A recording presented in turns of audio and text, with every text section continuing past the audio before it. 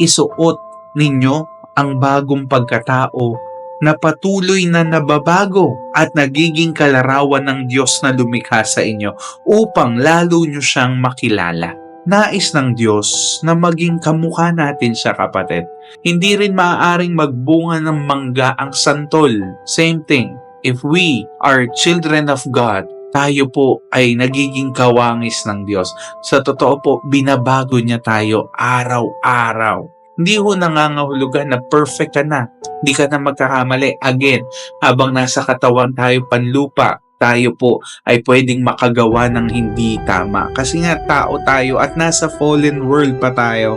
Pero salamat sa conviction ng Holy Spirit na hindi ka nakagaya dati na pag nagkamali ngayon, okay lang ulit bukas, mamaya, at namumuhay sa kasalanan. Ngayong na kay Kristo na po, iba na. Hindi na tayo namumuhay sa kasalanan.